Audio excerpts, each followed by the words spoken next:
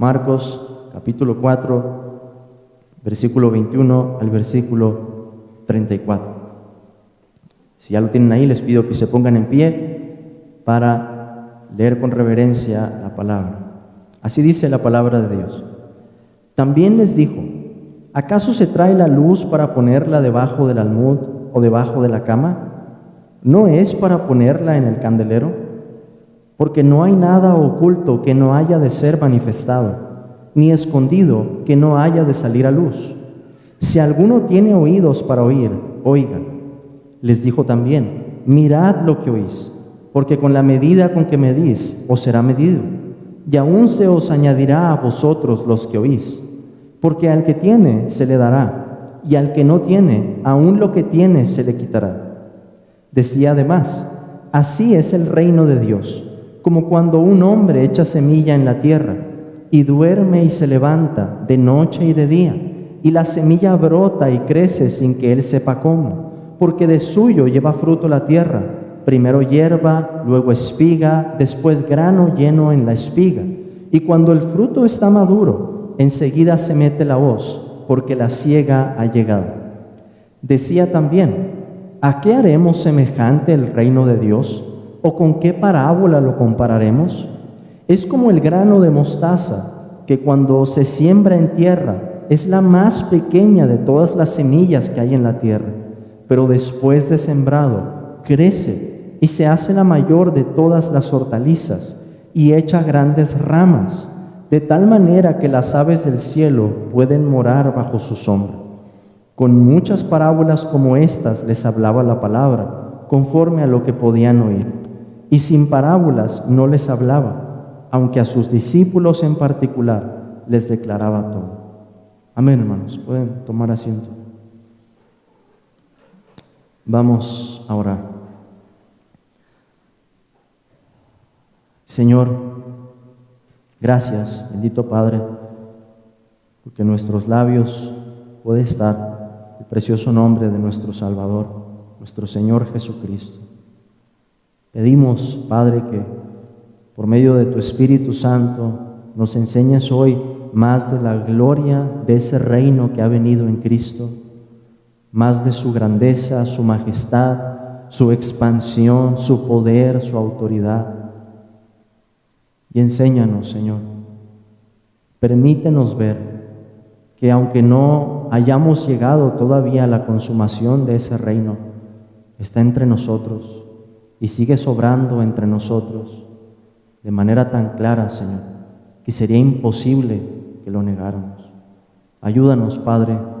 Dispón nuestros corazones, nuestro oído, como encontramos también en este pasaje, para ser, Señor, discípulos fieles, discípulos devotos de nuestro Señor Jesucristo. Te lo pedimos en su nombre. Amén. El reino de Dios, el reino de Dios, el reino de Dios. Justo ahorita, hermanos, entonábamos en el Salmo 89, por ejemplo, esta misma verdad, que Dios es nuestro Rey. Y ese es uno de los temas principales en los evangelios. Lo encontramos también en el Padre Nuestro, que ya hemos visto. Venga tu reino. Está en una de las 6 peticiones. El reino de Dios se encuentra por todo el Antiguo Testamento. Quizá no las palabras como tal, pero sí el concepto. Y sin embargo, hay que reconocer, no es algo de lo que hablemos muy seguido. No muy seguido escuchamos entre nosotros una plática en la que digamos, el reino de Dios. ¿No les parece eso un hecho curioso? ¿Será que estamos dejando a un lado uno de los conceptos más importantes en todas las Escrituras? ¿Será que eso afecta la manera en que entendemos esta vida, el mundo y lo que está aconteciendo en este tiempo? Jesús le dijo a sus discípulos: a vosotros os es dado saber el misterio del reino de Dios. Y desde ese momento en adelante, este es el privilegio que ha recibido el pueblo de Dios, que Cristo nos concede entendimiento de verdades que estaban ocultas desde tiempos eternos, las cuales se han revelado con la primera venida de Cristo. El Señor, hermanos, claramente no quería que sus discípulos ignoraran estas cosas. Y por eso se nos dice, ya se nos había dicho en el versículo 11, pero se nos recalca en el versículo 34, aunque a sus discípulos en particular les declaraba todo. Jesús hablaba de una manera diferente para los que estaban fuera y Jesús hablaba de una manera diferente para los que estaban dentro. A sus discípulos les estaba revelando estas cosas. Y por eso podemos decir, el Señor no quiere que nosotros las ignoremos. No quiso que la ignoraran sus discípulos y nosotros también somos sus discípulos. Las verdades asociadas al reino de Dios nos dan el contexto para entender en qué época vivimos en el reloj de Dios, en el plan de Dios. Las verdades del reino nos ayudan a reflexionar en cuál debe ser nuestra respuesta a Dios y nos proveen consuelo al enseñarnos también cómo el avance del reino depende de la soberanía de Dios y al mostrarnos que su crecimiento es algo que no podrá ser frenado. Estas son algunas de las cosas que encontramos en estas analogías y estas parábolas que Cristo nos da. Hoy veremos de esta forma en nuestro texto 4 características del reino de Dios. 4 características del reino de Dios. Las primeras 2 por analogía y las otras 2 por una parábola. 4 características. Y lo que voy a hacer es explicar cada una de esas características y después vamos a detenernos un poquito en qué aplicación podemos tomar de esa característica. En primer lugar, vamos a ver que el reino trae una revelación que es a la vez manifiesta y velada. Una revelación manifiesta y velada. Ese será el primer punto. En segundo lugar, veremos que el reino demanda nuestra mayor atención, que si hay algo a lo que debemos poner nuestro oído en esta vida, por encima de todas las cosas de las que se puedan hablar en este mundo, ese tema debe ser el reino de Dios. El reino demanda nuestra mayor atención. Ese será nuestro segundo punto. En tercer lugar, veremos que el crecimiento del reino es misterioso. La semilla que después va a crecer lo hace en un proceso en el que el Señor nos dice que el hombre no sabe cómo. El reino crece de manera misteriosa. Esa será la tercera característica, un crecimiento misterioso. Y por último veremos que el reino de Dios tiene un crecimiento que es exponencial. La semilla, nos dice el Señor, el grano de mostaza, el más pequeño entre todos, pero después llega a ser la mayor de todas las hortalizas. Así que vamos a ver esas 4 características, hermanos, en este pasaje. Pero antes de pasar a ver cada punto, quiero que se den cuenta de algo que, si bien no se explica como tal en esta sección, es algo que se asume. Y eso es que el Señor Jesús es la voz autorizada para anunciar y explicar el reino de Dios. ¿Quién más puede decir como Jesús? ¿A qué haremos semejante el reino de Dios? ¿O con qué parábola lo compararemos? Los profetas en el Antiguo Testamento decían, así dice el Señor. Pero cuando vamos al Nuevo Testamento, estamos escuchando al Señor mismo hablando. Y por eso Jesús nos dice, así y así es el reino de Dios. Él es el que nos explica, hermanos, nos declara el misterio y lo interpreta para nosotros. En esto podemos apreciar lo que en la teología es llamado el oficio profético de Cristo.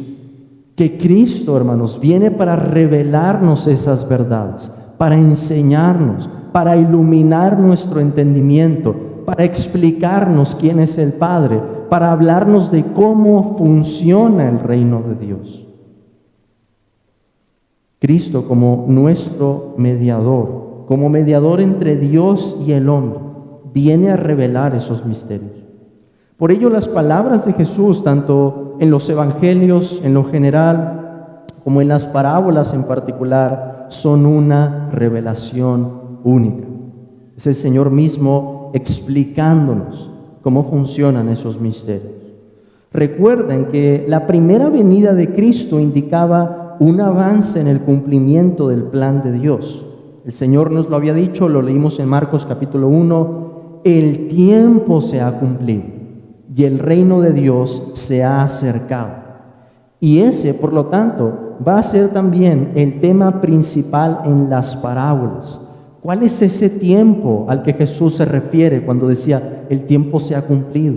¿De qué manera va a funcionar el reino que Cristo está anunciando? ¿Qué tipo de revelación es la que venía con el reino de Dios? Ese es el primer punto que tenemos aquí en el versículo 21 al 23. ¿Cuál es el tipo de revelación que venía con el reino de Dios? Una revelación del misterio. Y esta revelación es, la primera característica, manifiesta y velada. Las dos cosas al mismo tiempo. Es una revelación manifiesta, evidente, que Cristo hace patente, pero al mismo tiempo es una revelación velada. Y esa es la primera característica. Jesús nos habla en esa primera analogía, en el versículo 21, de una lámpara, una luz. ¿Acaso se trae la luz, dice el Señor, para ponerla debajo del almud o debajo de la cama? ¿No es para ponerla en el candelero? Es algo claro. ¿Cuál es el propósito de las lámparas? Jesús dice, el propósito no es esconderlas. El propósito es ponerlas en un lugar en el que alumbren toda la casa, en el que den luz. La luz se coloca donde todos la puedan ver para que alumbre todo. Y ese lenguaje de la luz, hermanos, es algo que aparece también en los otros evangelios, al menos en los sinópticos, de una manera similar. En Mateo capítulo 5, por ejemplo, el Señor le dice a sus discípulos, ustedes son la luz del mundo. Y en ese contexto les dice que esa luz no puede quedar escondida y que esa luz debe alumbrar a otros hombres. Es decir, el dar testimonio. Pero esa no es la idea que tenemos aquí, aunque se utilice un lenguaje que es muy similar. La analogía que encontramos aquí es para resaltar que el misterio del reino de Dios no puede quedar en oculto. Dios no lo va a dejar como un secreto o como algo en privado. El reino de Dios va a quedar en manifiesto. El propósito de esta revelación es que sea conocida. Por eso digo que la revelación es manifiesta. Dios la está poniendo a la vista de todos.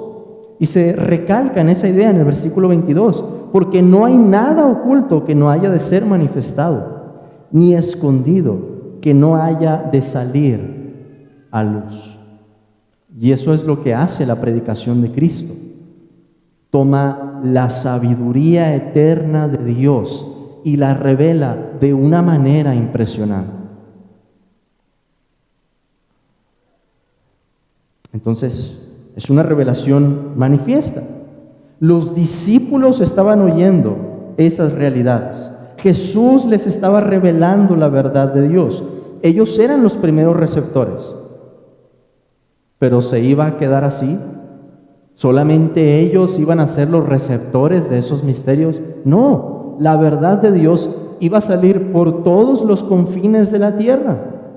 El mundo entero escucharía el mensaje del reino de Dios, no quedaría en oculto. Dios no ha hecho sus obras en secreto o para que permanezcan de esa manera. Y esa es la razón, hermanos, piénsenlo así, por la que podemos escuchar estas palabras hoy. Hace casi 2000 años, un hombre llamado Marcos, muy probablemente por lo que sabemos de la historia de la iglesia, estaba escuchando unas lecciones de las memorias que el apóstol Pedro mismo dio acerca de la vida de Cristo. Marcos las escuchó, las puso en un manuscrito que no estaba en español, por supuesto, estaba en griego koiné, y que ha llegado hasta nosotros en una traducción, cruzando un continente, como el Evangelio según Marcos. Es claro el propósito de Dios, que su revelación saliera desde Israel para alcanzar a todas las naciones, y que esos misterios que habían estado ocultos desde la fundación del mundo y que Cristo venía a revelar, llegaran a todos nosotros. Es una revelación manifiesta, pero también es una revelación velada. ¿Cómo sabemos esto? Alguien puede decir, hermano, ¿pero no es contradictorio eso? No, si pensamos que funciona en dos sentidos diferentes, dependiendo de los oyentes. Porque las parábolas, hermanos, tienen el propósito de revelar, por un lado, pero al mismo tiempo de esconder. Y Cristo ya nos lo había dicho, cuando veíamos en el versículo 4, que le dice a sus discípulos, a ustedes les es dado saber el misterio del reino de Dios, mas a los que están fuera, por parábolas todas las cosas, para que viendo vean y no perciban, y oyendo oigan y no entiendan, para que no se conviertan y les sean perdonados los pecados. El reino trae una revelación que es doble entonces. Manifiesta para los que tienen oídos para oír, para los que reciben con un corazón manso la palabra de Dios, pero es una revelación velada para los que permanecen en su soberbia, para los que no quieren poner atención a lo que Dios nos ha dicho en su Hijo Jesucristo. Así que para los que tienen oídos, nos dice el versículo 3, si alguno tiene oídos para oír, oiga. ¿Qué va a pasar con los que tienen oídos? ¿Entienden? Es una revelación clarísima. Es una revelación en la que decimos, esto no podría ser más claro. Pero ¿qué pasa, hermanos, con aquellos que no tienen oídos? Parecería que están oyendo un acertijo.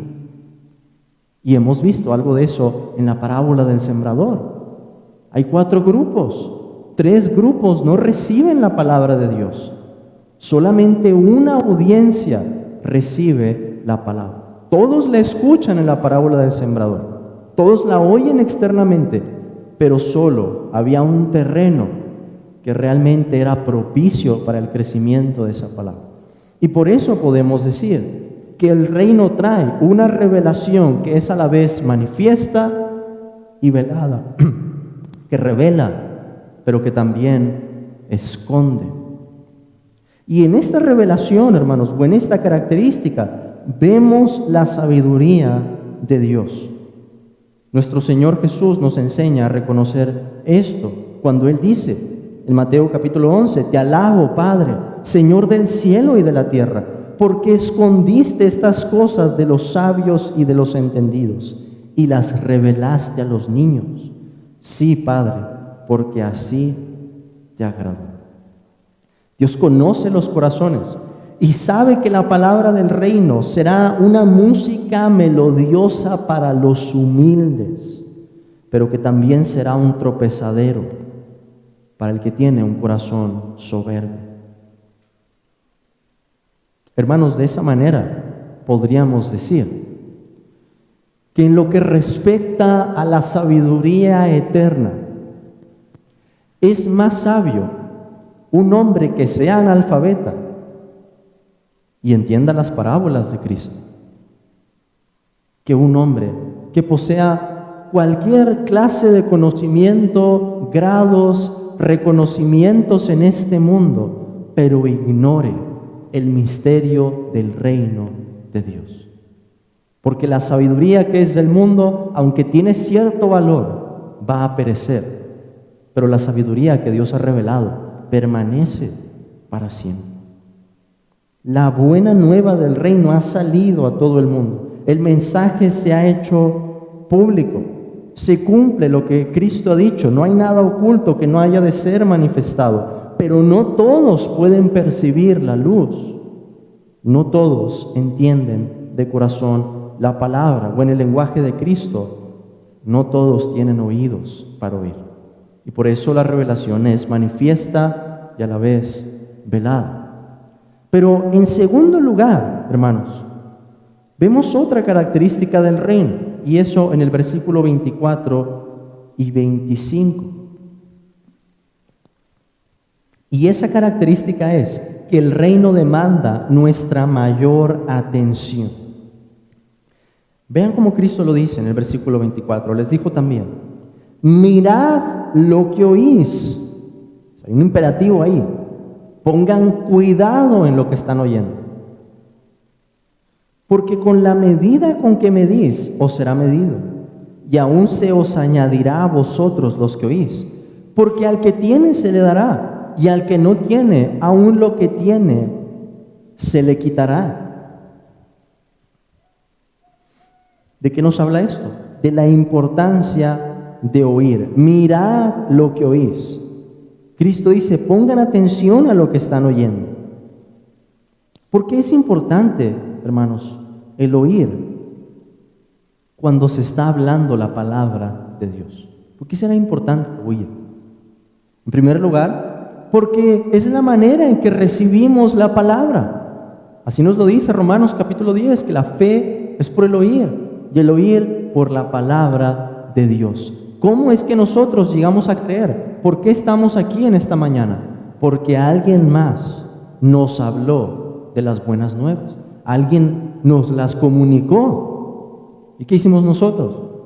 Las oímos. Esa es la forma en la que recibimos la palabra. Pero además podemos decir que es importante, porque estas palabras son de vida eterna. No son como otras palabras, no son como cualquier otro mensaje. Pero mucho más podemos decir, siguiendo lo que Cristo nos dice aquí. El oír la palabra es importante, porque al que oye se le da más revelación. Hay una correspondencia aquí, o una reciprocidad más bien en este acto. Cuando nosotros oímos la palabra de Dios, de la manera en que Cristo lo dice aquí, ¿qué hace Dios? Nos da más, nos revela más, nos enseña más. El oír es comparado aquí con las medidas que se utilizaban para el comercio en los mercados. Por eso Cristo dice: porque con la medida con que medís, os será medido, y aún se os añadirá a vosotros los que oís. Y también se compara con las posesiones, porque al que tiene se le dará, y al que no tiene, aún lo que tiene se le quitará. La idea es una de proporción. Según la proporción o la medida en que escuchemos la palabra, recibiremos todavía más. Es una buena noticia. Según esa proporción vamos a recibir. En otras palabras, quien más oye, más recibe. Pero al que no oye, aún lo que crea que entienda, se le va a quitar. Esto no es algo injusto, hermanos. Esto refleja las prioridades del corazón. Encontramos una recompensa para los que oyen a manera de ánimo y un juicio también a modo de advertencia. ¿Por qué el Señor utiliza esta analogía? Porque el acto de oír con atención refleja cuál es nuestro interés. Piénsenlo de esta manera. Al momento de oír, ¿a qué? ¿O a quién le ponen más atención? a lo que más les interesa, a quien más les interesa. Si un mensaje o una persona nos interesa o nos importa, ¿cómo se va a reflejar? Vamos a poner más atención a lo que está diciendo. Es algo natural. Quizá no lo hacemos pensando en eso, pero funcionamos así como seres humanos. Lo mismo se refleja en la palabra de Dios. Y la pregunta aquí como aplicación es, hermanos, ¿cómo o con qué actitud oímos la palabra de Dios? ¿Creemos que hay un mensaje que sea más importante? ¿Creemos que hay una persona que merezca más atención que Cristo? La voz del mundo compite con nuestra atención. ¿Qué es lo que vamos a hacer? ¿Tendremos la disposición de María, que se sentaba a los pies de Jesús para escuchar su palabra? ¿O nos dejaremos llevar por lo que este mundo nos dice? Al leer la palabra de Dios, ¿lo hacemos con la convicción de que Dios nos está hablando? ¿Tratamos la Biblia de esa manera, como un libro distinto a todos los libros? ¿Nuestra atención al momento de leer se corresponde con la majestad de esa palabra? ¿Es uno de nuestros mayores deleites el abrir la palabra de Dios?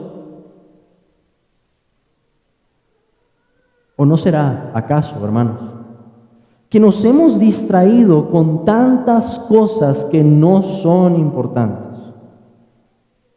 ¿No será que ponemos mucha atención a las noticias, a lo que otros dicen, a los chismes en el trabajo y poca atención a la palabra? Cristo nos dice: mirad lo que oís, y nos promete recompensa. Ese es uno de los actos más básicos que se espera de un discípulo de Jesús. Si un discípulo sigue a su maestro, ¿qué se espera de su discípulo? Que lo oiga, que lo escuche con suma atención. Piénsenlo ahora de esta manera. Al oír la predicación, ¿estamos atentos? Porque las personas que ponen la mayor atención son las más bendecidas. Hermanos, la mayor atención evita muchas horas de consejería. ¿Por qué? Porque la persona que está escuchando atentamente puede tener un problema y después se acerca y dice: hermano, pasó esto, pero estoy tranquilo, estoy tranquila, porque ya tengo la respuesta. Porque Dios me habló por medio de la predicación y ya tengo en claro qué es lo que tengo que hacer.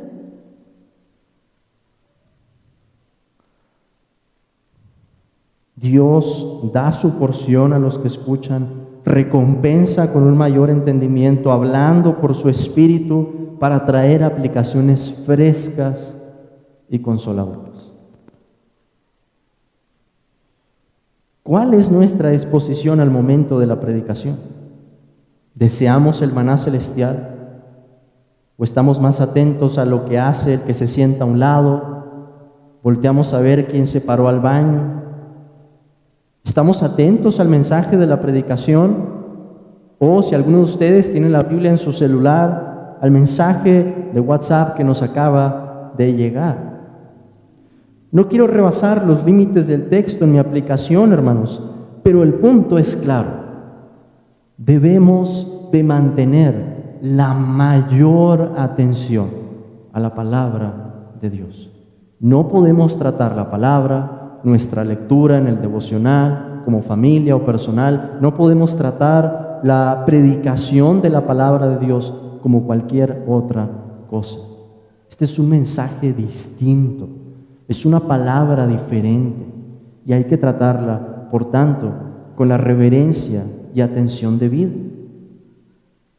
Con eso tenemos la segunda característica.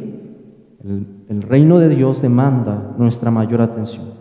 Pero ahora vemos, hermanos, en tercer lugar, cómo el reino avanza, crece de manera misteriosa. Y eso es lo que tenemos del versículo 26 al versículo 29. Se nos dice, decía además, así es el reino de Dios, como cuando un hombre echa semilla en la tierra y duerme y se levanta de noche y de día, y la semilla brota y crece sin que él sepa cómo, porque de suyo lleva fruto la tierra, primero hierba, luego espiga, después grano lleno en la espiga, y cuando el fruto está maduro, enseguida se mete la hoz, porque la siega ha llegado. ¿Cuál es la idea central aquí? El crecimiento del reino es misterioso, como el crecimiento de una planta. El hombre siembra la semilla y resulta que en medio de su actividad cotidiana, la semilla va cambiando y pasa por diversas fases hasta ser una planta con frutos sin que el hombre sepa cómo. La idea fundamental del misterio ahí reside en la soberanía de Dios, el control de Dios. Los creyentes participamos de la obra del reino, en efecto, pero es Dios el que supervisa, el que obra, el que trae crecimiento. Nosotros no podemos ver los corazones y alcanzamos a ver apenas un granito pequeñito en esta iglesia de lo que Dios está haciendo en todo el mundo. Y mientras dormimos y hacemos nuestra actividad cotidiana, Dios está haciendo florecer un campo glorioso, una cosecha llena de almas.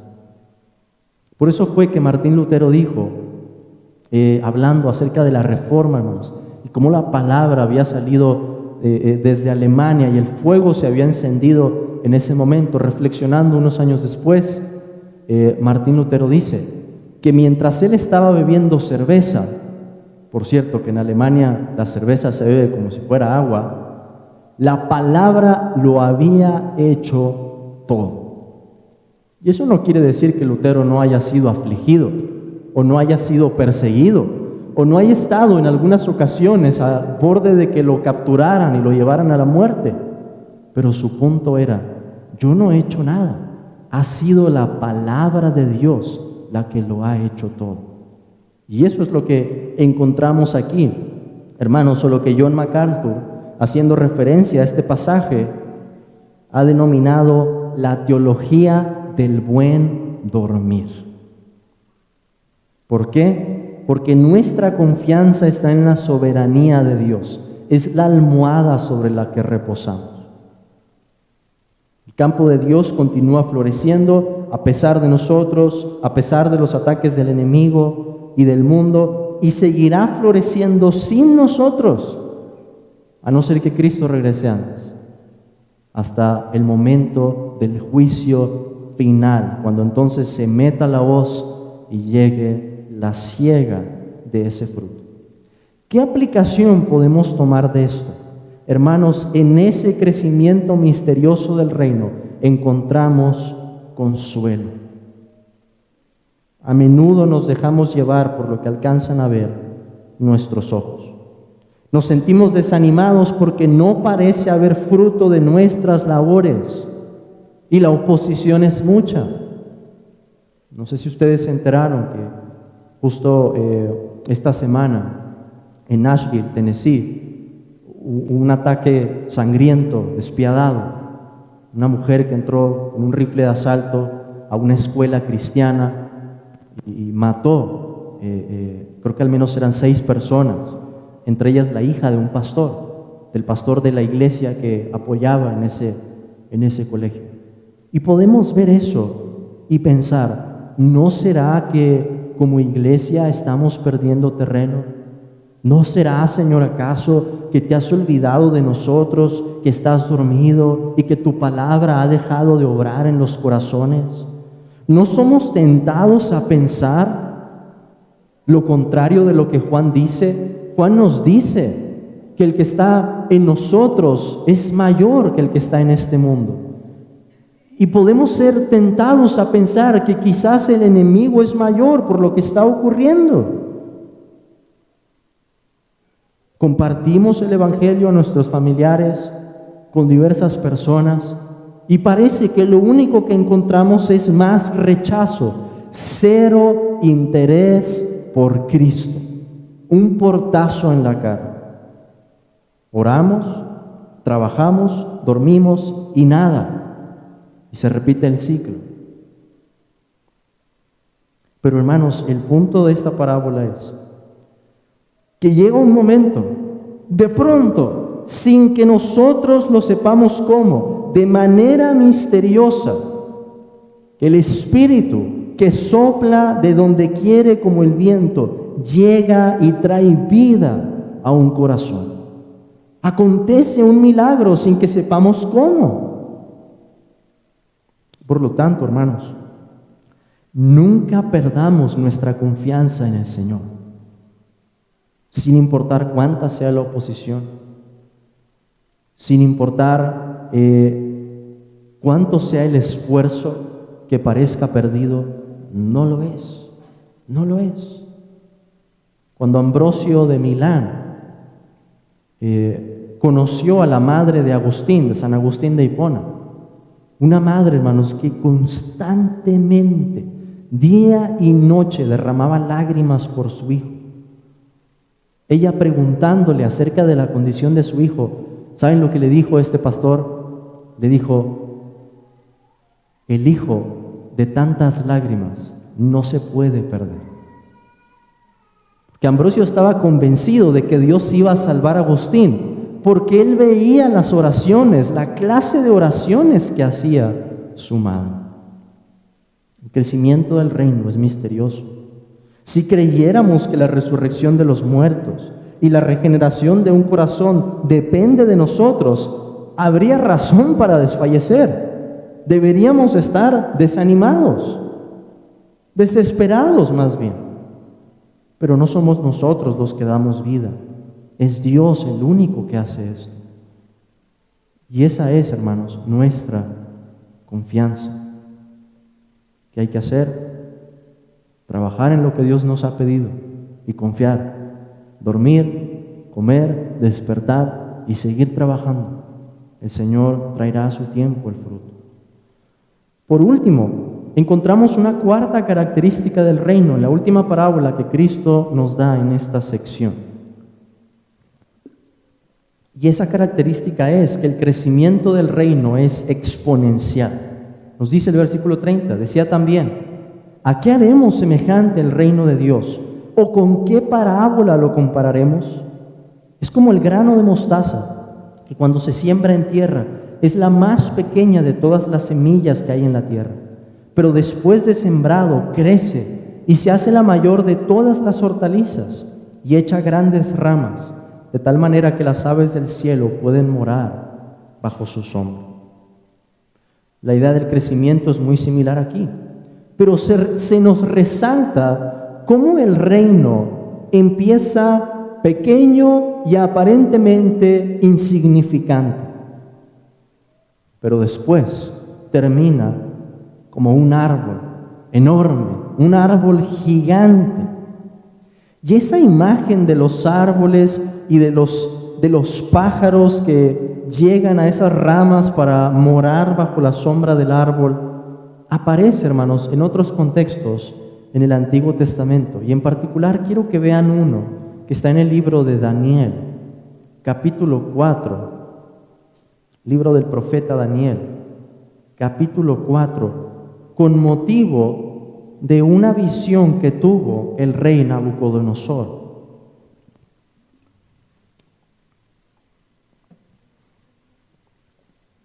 Y vamos a ver cuál es la interpretación que Daniel le da. Daniel capítulo 4, versículo 20.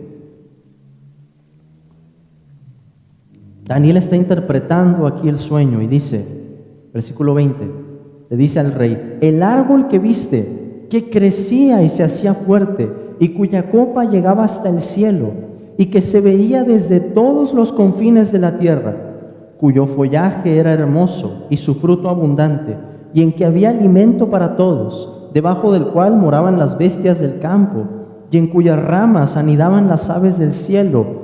Tú mismo eres, oh rey, que creciste y te hiciste fuerte, pues creció tu grandeza y ha llegado hasta el cielo, y tu dominio hasta los confines de la tierra. Y luego Daniel le dice al rey que Dios ha decretado que ese árbol iba a ser cortado. Pero ¿qué encontramos? Que el reino o el imperio de Babilonia estaba siendo comparado con un árbol a donde habían llegado las aves del cielo. ¿Qué nos dice eso, hermanos? Que el reino de Dios, según nos lo está explicando Jesucristo, se extiende de tal manera que todas las naciones vienen bajo su sombra. Y esa es la promesa, no solo que Cristo está reiterando aquí, es lo que Dios le dijo a Abraham desde un inicio, que en su simiente serían benditas, ¿qué? Todas las naciones de la tierra. Así que podemos pensar que somos pocos creyentes aquí. Podemos ver la iglesia aquí en Querétaro o las iglesias cristianas que hay en esta ciudad y pensar que somos pocos creyentes en el mundo. Pero el Evangelio, hermanos, según la visión que encontramos en Apocalipsis, cuando Juan tuvo la oportunidad de ver las huestes celestiales que estaban adorando a Dios, Juan nos dice que había millares de millares, que no podían ser contados. ¿Qué aplicación tenemos de esto? En una época en la que la persecución contra el cristianismo es intensa en muchos lugares del Medio Oriente y del oriente de nuestro mundo, y se intensifica rápidamente en Occidente, tenemos que recordar, no habrá nada que pueda frenar la expansión del reino de Dios. No hay rey, no hay poder, no hay ley, no hay oposición humana o satánica que pueda detener el avance del reino. Por más grandes y poderosos que sean los imperios en este mundo, confesamos que no hay otro reino como el de nuestro Dios, y no hay rey que llegue siquiera a los pies de nuestro Rey Jesús. Los mandatarios de este mundo, esas personas a las que vemos con respeto y con cierta admiración, los hombres que consideraríamos los más poderosos, empezando por nuestro presidente, quizás en contexto local, yéndonos a Estados Unidos, hablando del presidente de los Estados Unidos, Vladimir Putin, los diferentes mandatarios. Hermanos, pensar que todos ellos algún día, por más soberbia que puedan demostrar, se van a postrar a los pies de nuestro Rey. Y nosotros tenemos el privilegio hoy de oír su palabra, de adorarlo, de unirnos con su pueblo y entender esta clase de promesas. El cielo es su trono y la tierra estrado de sus pies. Donde hoy no se ha oído el nombre de Jesús, mañana estarán entonando himnos al que está sentado en el trono y al Cordero. No vivamos entonces, hermanos, como derrotados. Yo sé que en parte la mala actitud de algunos cristianos cuando ven el escenario mundial obedece a una mala escatología, a un mal entendimiento. Un mal entendimiento, hermanos, que tiene que ver también con el concepto del reino de Dios que hemos visto.